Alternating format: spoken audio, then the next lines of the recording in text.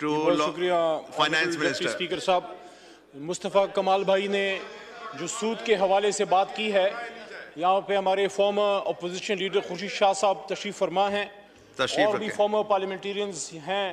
پچھلے 10 سال سے پارلیمنٹ میں ہر بجٹ سپیچ میں بھی سود پہ یہی بات کر رہا ہوں. آج میں اپریشیٹ کرتا ہوں مصطفیٰ بھائی کو, اور نام آپ کا مصطفیٰ ہے لیکن آپ نے آج کام بھی ماشاءاللہ مصطفی بھی کیا ہے. آپ نے جو انیشیٹو یہاں لیا ہے میں اس کو جوڑتا ہوں قائد کی اس بات سے جن کی اس کی سپیچ کا محترم بھائی نے حوالہ دیا ہے 1 جولائی 1948 کا.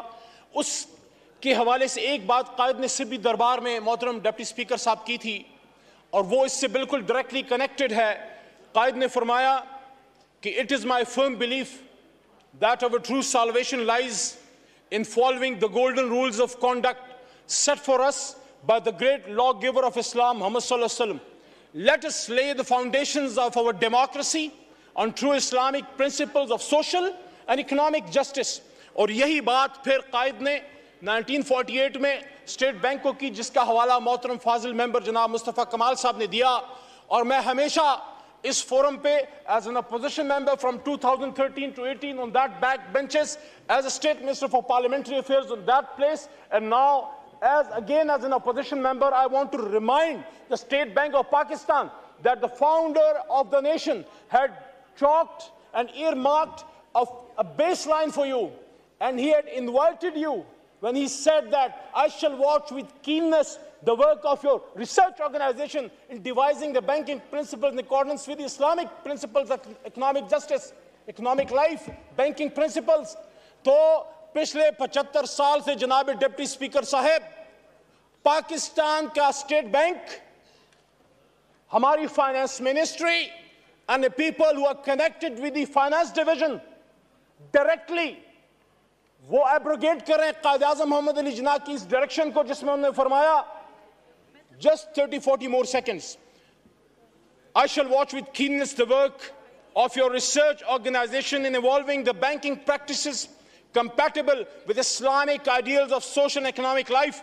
The economic system of the West, یہ بڑی important بات ہے. وہ آدمی جو پاکستان بنا گیا 1948 میں کہہ رہا ہے دوسری جنگ عظیم ابھی حال ہی میں ختم ہوئی ہے, ملک آزاد ہوا ہے, کہ the economic system of the West has created almost insoluble problems for humanity, and to many of us it appears that only a miracle can save it from disaster that is now facing the world.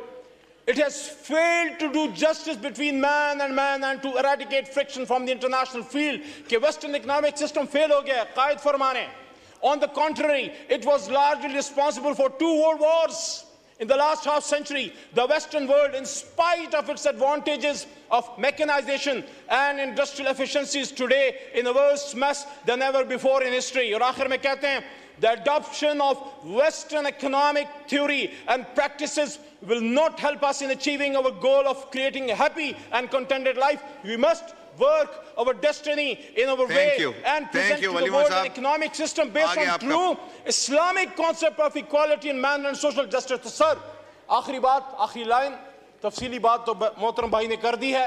سورہ بقرہ کی بھی بات کی. مولانا صاحب پھر نہ ناراض ہو جائیں, آپ کی کوئی جناب یہ دین ہمارا بھی ہے, حضور صلی اللہ علیہ وسلم ہمارے بھی نبی ہیں, اور قرآن ہم سب کا ہے اور ہم سب نے اس پہ عمل کرنا ہے. آپ نے کروانا ہوتا تو کب کا یہ سارا سسٹم ٹھیک ہو چکا ہوتا. اب ہم عام لوگوں نے کھڑے ہونا ہوگا.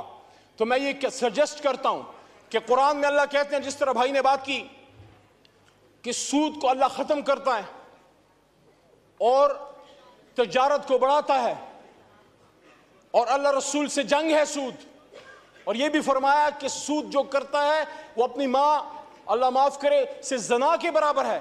تو میں اس ایوان کو یہ کہنا چاہتا ہوں ہماری لڑائیاں وغیرہ بھی ہوتی رہیں گی, بدقسمتی سے جو ماحول ہے وہ چلتا رہے گا, یہ میں 10 سال سے دیکھ رہا ہوں. لیکن یہ ایوان اگر یہ کام کر گیا جو ہم ہمیشہ کہتے رہے, اور مصطفیٰ بھائی نے بھی بات کی ہے اور میں سمجھتا ہوں کہ فائنانس منسٹر صاحب اس کو سپورٹ کریں گے. ہم یہ نہیں کہہ رہے کہ آج رات محترم شہباز شریف صاحب یا فائنانس منسٹر صاحب آج رات حکم کریں کل سے سودی نظام ختم ہو جائے. But we have to find a way to slowly and gradually get out of it. شکریہ علیمہ صاحب, آپ کا پوائنٹ آ گیا. آپ نے کھولیں مائک کھولیں. جو یہاں مصطفیٰ کمال صاحب نے بات کی 38F کی کہ there has to be a limit کہ ہم نے کب اس سے نکلنا ہے. پہلے یہ عوام فیصلہ کرنے کے عوامی لوگ ہیں, ہمیشہ یہ اس کو سپورٹ کرتے ہیں, آگے بات نہیں جاتی. میں پریکٹیکلی ایک تجویز دے رہا ہوں. دیکھیے سپریم کورٹ تک بات گئی, مشرف صاحب کے دور میں پھر اس پہ فل سٹاپ لگا دیا گیا. میں یہ کہنا چاہتا ہوں, یہ ایوان ایک special committee on eradication of ربا بنائے اور اس میں ہم سب بیٹھیں اور اس کو پرسو کریں اور انشور کریں کہ جب ہم گھر جا رہے ہوں تو پاکستان سے سودی نظام کو بھی ہم گھر بھیج سکیں. بہت شکریہ. جی فائنانس منسٹر صاحب, اورنگزیب صاحب.